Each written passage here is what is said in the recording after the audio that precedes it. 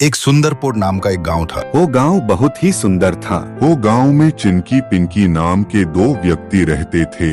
वो बहुत सुशील और नादान थे। चिंकी के पिता बहुत ही गरीब थे और पिंकी के पिता गांव के मुखिया थे। पिंकी के पिता बहुत खड़ूस और बहुत लालची थे।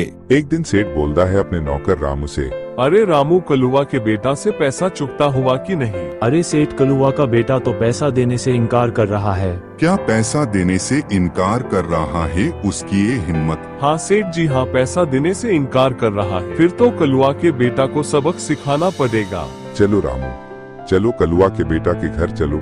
हाँ सेठ, चलो चलो जल्दी चलो। फिर रामू और सेठ कलवा के बेटा के घर की तरफ जाने लगते हैं।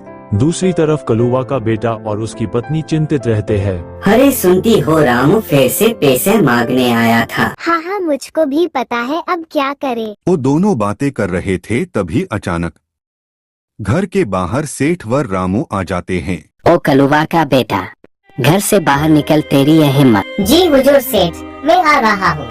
क्यों रे कलुआ, मेरा पैसा देगा कि नहीं? जी सेठ, कुछ दिन का समय दीजिए, आपका पैसा पाई पाई करके मैं चुका दूंगा।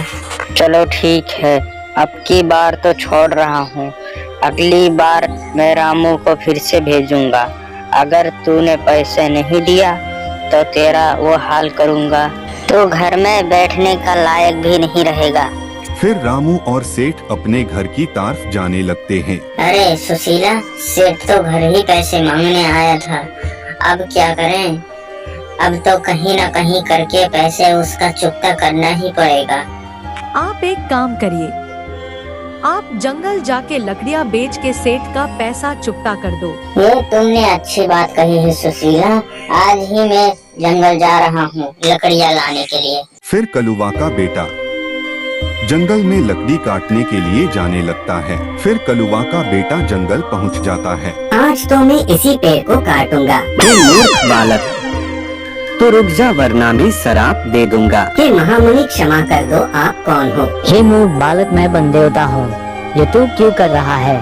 इस जंगल का हरे भरे पेड़ क्यों काट रहा है? हे बंदेवता, मैं क्या बताऊँ, मैं बहुत गरीब हूँ, मैं बहुत कर्ज में डूबा हूँ। हे बालक, तुम चिंता मत करो, मैं तुम्हें एक जादुई छड़ी दूंगा। हे बंदेवता, उस छड़ी से मुझको क्या लाभ जो मुझको कुछ नहीं दे पाए? हे मूर्ख बालक, ये मैं जो तुझे छड़ी दे रहा हूँ वो मामूली छड़ी नहीं है। क्या सच में बंदेवता? मुझे तो यकीन नहीं हो रहा।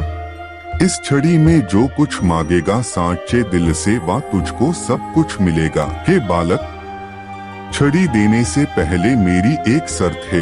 क्या शर्त है बंदेवता? बालक, आज के बाद तुम किसी भी पेड़ को नहीं काटोगे, यही शर्त है मेरा। ठीक है बंदेवता, जैसी आपकी आज्ञा। हे बंदेवता, आवश्यकता कृपा करके जादुई छड़ी मुझको दीजिए। ठीक है बालक, ये लो तुम्हारी जादुई छड़ी।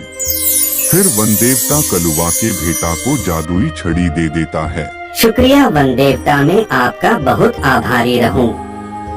हे वनदेवता, इस जादुई छड़ी को कैसे इस्तेमाल करें? हे बालक, शाम के बखत इस छड़ी से कहना है, छड़ी माता कहना, और जो तुम्हें चाहिए वही बोल देना। ठीक है बंदेवता, अब मैं जा रहा हूँ, अब मुझे आज्ञा दो। फिर कलुआ का बेटा अपने घर जाने लगता है। अरे आप आ गए हो, और ये खाली हाथ क्यों आए हो? लकड़ी नहीं लाई, और ये हाथ में क्या है? अरे सुशीला, चुप रहो, धीरे से बोलो, कोई सुन लेगा। हे सुशीला, सारी कहानी बताता हूँ, बस मेरी बात ध्यान से सुनो तो सही। हाँ बताओ जी, क्या बात है?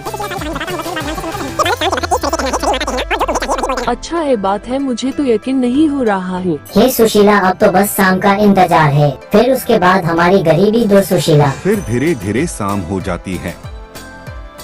फिर कलुआ का बेटा कहने लगता है, हे जादुई छड़ी माता, मेरे घर में पैसों की ढेर लग जाए।